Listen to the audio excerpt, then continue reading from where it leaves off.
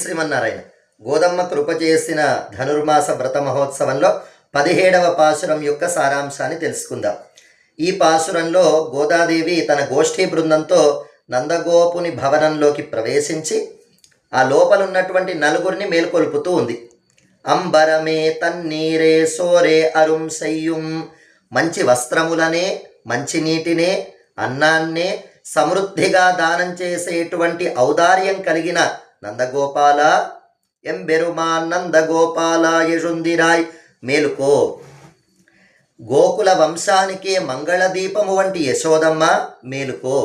పెరిగి లోకములని కొలిచినటువంటి శ్రీమన్నారాయణ నిత్యసూరి నాయక మేలుకో. కాలికి అందమైనటువంటి బంగారు కడియాన్ని ధరించినటువంటి బలరామ మేలుకో అంటూ నలుగురిని మేల్కొల్పుతూ ఉంది.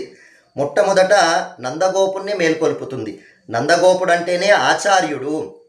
నందగోప, నంద అంటే ఆనందం.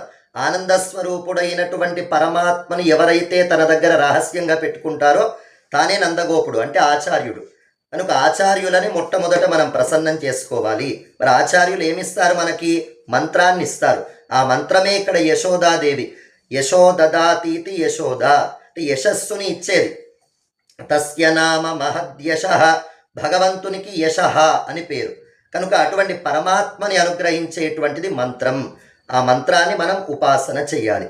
మూడవది, పరమాత్మ ముల్లోకములని ఎలా అయితే త్రివిక్రమునిగా కొలిచాడో భగవంతుని యొక్క అష్టాక్షరి మహామంత్రాన్ని మనం తెలుసుకుంటే అంతటా పరమాత్మ వ్యాపించాడు అని ఆ మంత్ర అర్థం మనకి స్ఫురిస్తుంది. మరి మంత్రార్థం ఎప్పుడైతే మనకి స్ఫురించిందో భగవంతుడు అంతటా వ్యాపించి ఉన్నాడు కనుక భక్తులందరి హృదయాలలో కూడా ఉంటాడు కనుక ఆ భక్తులకి నిజమైనటువంటి సేవ చేస్తేనే భగవంతుడు ఆనందిస్తాడు.